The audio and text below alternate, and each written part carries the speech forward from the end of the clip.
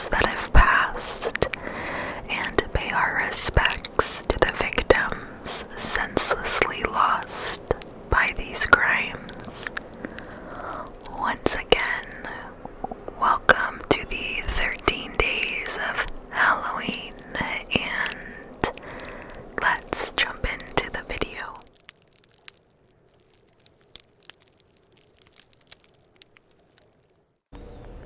Hello friends, and welcome to video number 9 of the 13 days of Halloween.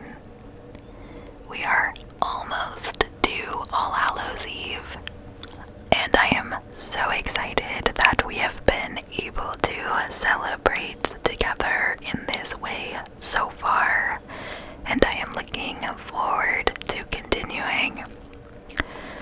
So for today's case, I figured what better way to count down to Halloween than to talk about witches. Witches are a very popular costume chosen during the Halloween season, and so I would like to talk about one of the oldest and one of the best recorded witch trials in history. That includes a tale of rival families, people found guilty of murder, and witchcraft. So let's just jump into this one together and talk about a spooky tale. Lancaster has a long and dark history and was not granted city status until 1937. The city had a grim reputation for carrying out executions and is second only to London for the most people executed in England, giving it the unfortunate moniker of the hanging town.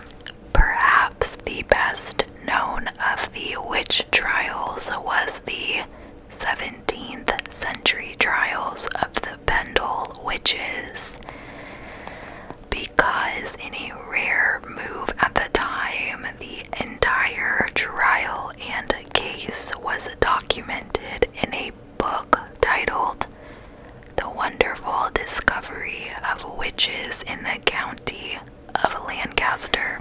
This book was written by the clerk of the court, Thomas Potts, and due to its detailed account of the trials, the legend of the Pendle witches is not so much legend but fact, at least in relation to the trial itself. The notion that the 10 people executed from the trials were real witches depends very much where you stand on the spectrum of the occult or the paranormal, but for the sake of this video, we will refer to them as the Pendle witches. Now, historically speaking, please bear in mind that in the 17th century, the humble hedgehog was associated with witchcraft, with some people believing that a hedgehog was actually a witch in disguise and could actually shape-shift and venture into any building to cause harm to others. Though it should be noted that in kind of witchcraft history in general, witches have been associated with many different kinds of small animals. And the reason for that is because there was a belief that these small animals were actually demons sent out to do their bidding. In the year of 1612, the Pendle witch trials took place, in which 12 people were accused of witchcraft who lived in and around the Pendle Hill region of Lancashire. In total, they were charged with the murders of 10 people using dark magic or witchcraft.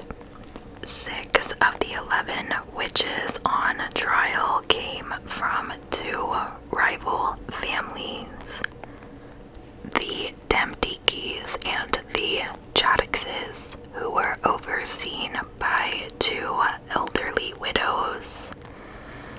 Elizabeth Southerns was known as Old Demtiki and had been known as a witch for over 50 years, which honestly kind of makes it surprising that she had not been executed up to that point. In the 16th to 17th centuries in England, it was a mostly accepted part of village life that there would be a healer in the village who practiced unorthodox magic and would sell herbs and medicines. But witchcraft was made a capital offense in Britain in 1563. But Pope Innocent VIII had deemed it heresy since 1484. So from 1484 until the 1750s, over 200,000 witches were tortured, burned alive, or executed in Western Europe. It may be surprising to learn that only 500 of those took place in England, 1,500 in Scotland, and only 5 in Wales. Old Demtiki's rival was a woman by the name of Anne Whittle, known as Mother Chaddix, and they fought with each other over business in the village because both families offered similar services. In fact, many of the accusations of witchcraft came from members of both families as they were just trying to stop the competition. So to some degree, these trials that would come about were somewhat caused by themselves. Now, the event that would lead to the Pendle witch trials took place on the 21st of March, 1612, when Old Demtiki's granddaughter, Alison Device, was out walking in Trodden Forest. She approached a street seller named John Law and asked him for some pins, which were sometimes used in witchcraft to treat a variety of ailments. John Law would refuse to sell her the pins and carried on his way, but a few moments later he collapsed. Alison watched as she managed to get him back up on his feet, and he would stumble into a local inn. She believed that she had caused John to fall down with her powers and thought that she may be more powerful than she first realized. However, it is questioned and speculated by non-believers of the occult practice and witchcraft that John Law likely suffered a mild stroke. A few days after this happens, John's son accosted Alison and took her see his father. While there, believing again that she had used her powers to make John fall down, she had confessed to hurting him using witchcraft and begged for forgiveness. As word got around the village that old Demtiki's granddaughter had used witchcraft on another person, the story would catch the attention of Roger Nowell, who was the Justice of the Peace for Pendle, which was a judicial officer of a lower court.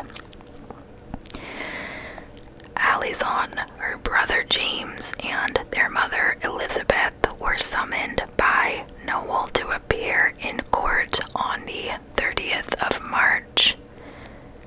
There, Alison confessed that she had sold her soul to the devil and used her connection with the Dark Lord to make John Law fall to the ground.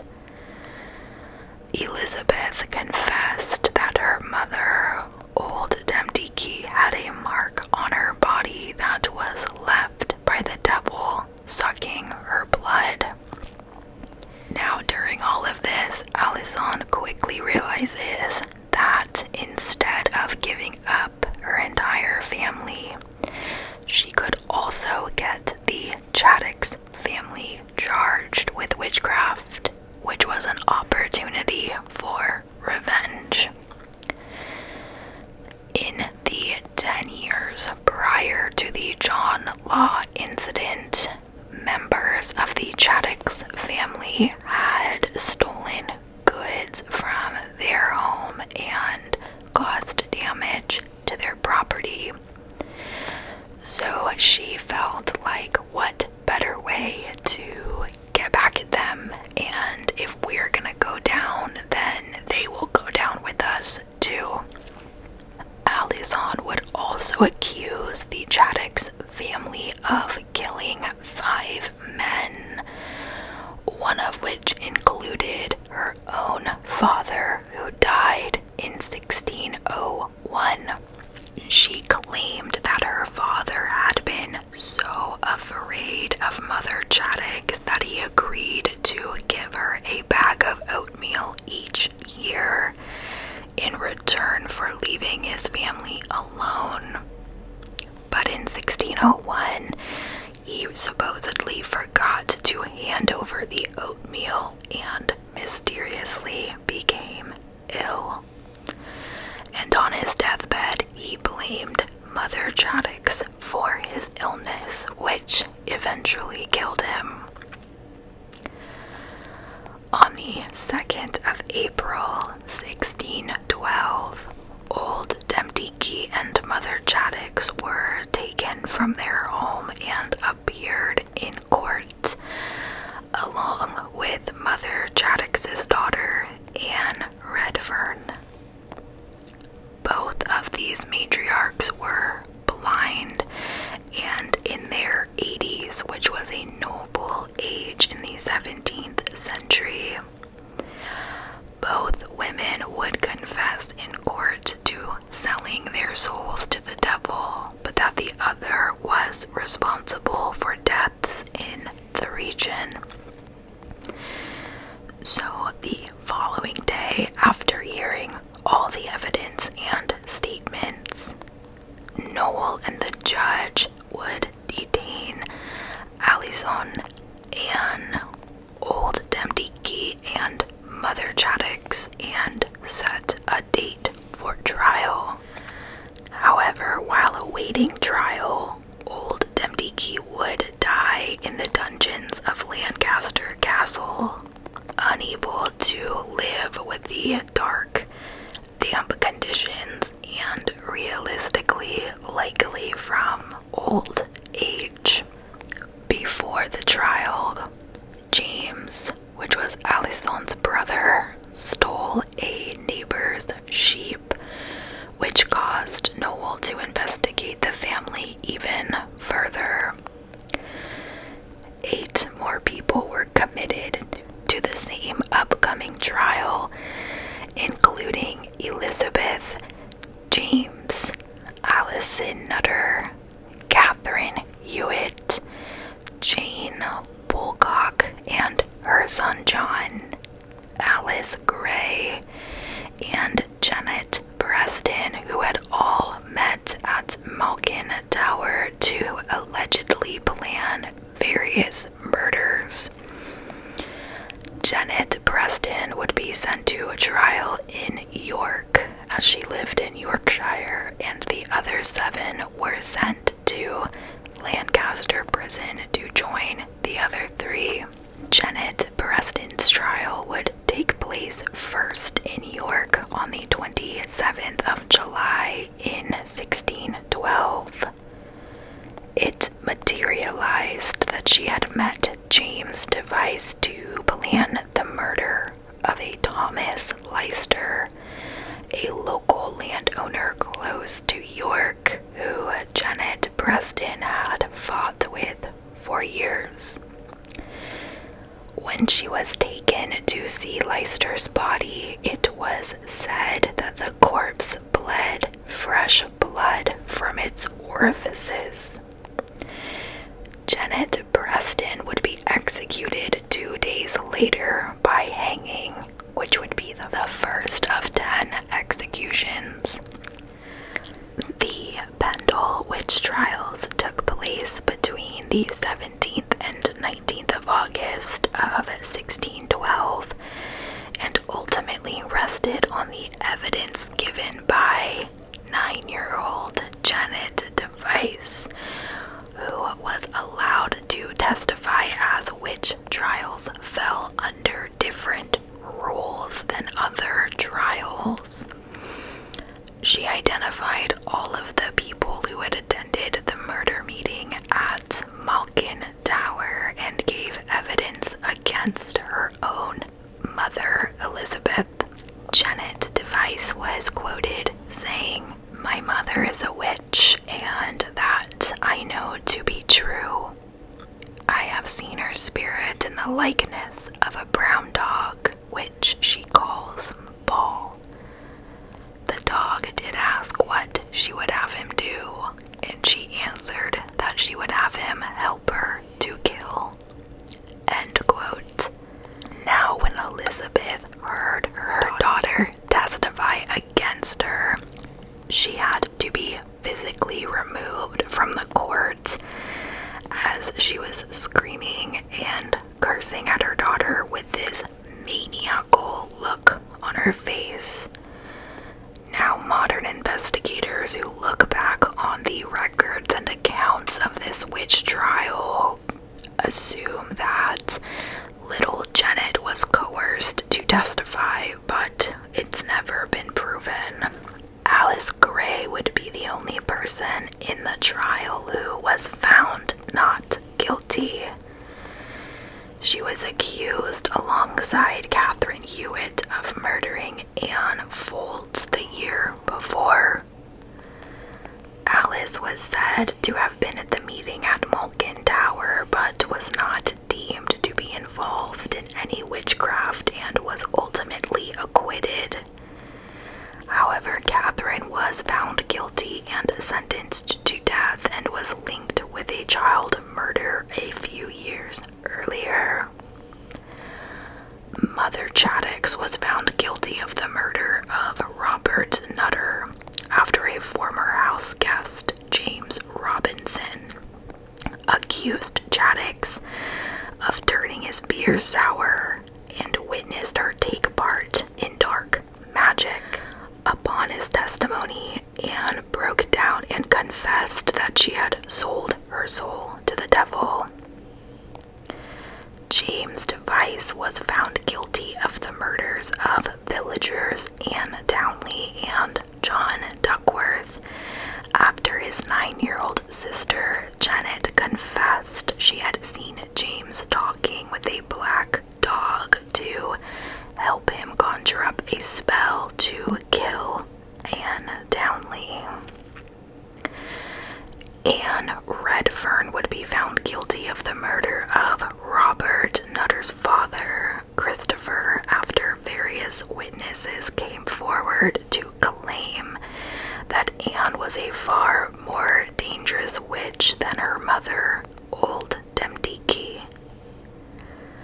Jane Bulcock and her son were found guilty of witchcraft and the murder of Janet Dean purely on the basis of testimony from Janet Device, who identified them as being at this meeting.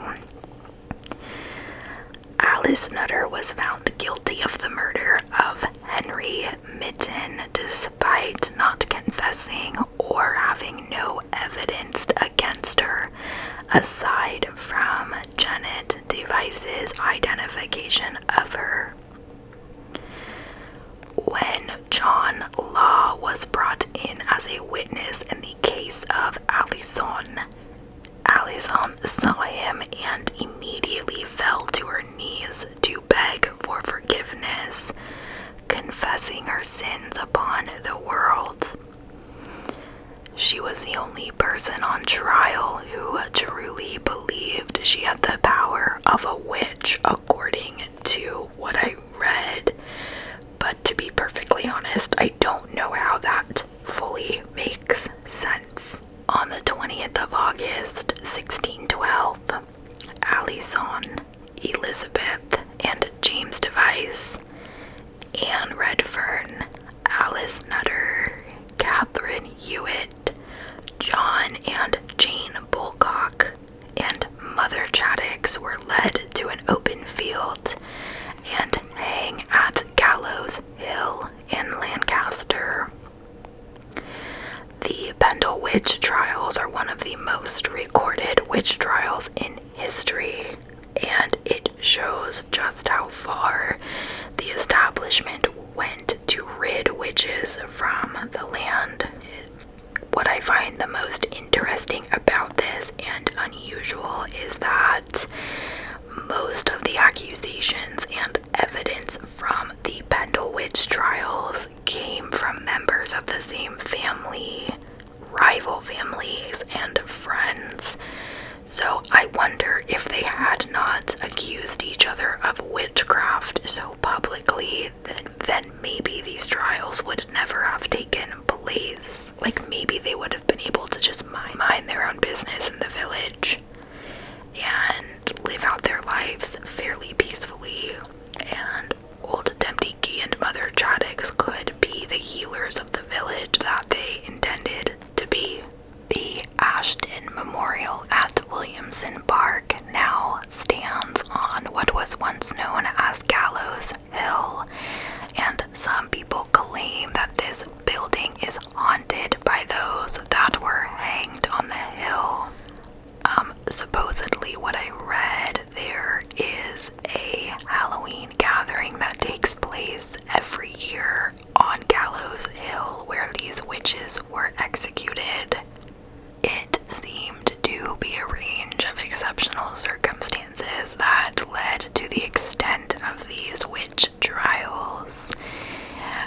There was an exceptional number of witch trials that were held in this region in comparison to other regions who experienced the same degree of witchcraft claims.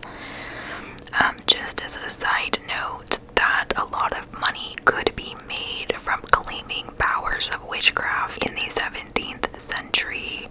So again, the people that are not believers of the occult and witchcraft believe that these families made these claims for a financial gain.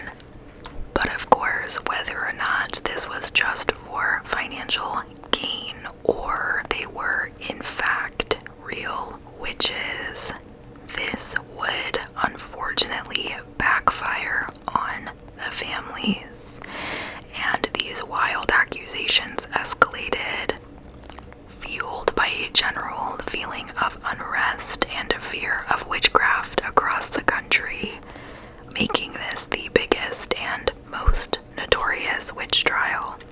That concludes the case of the Pendle witch trials.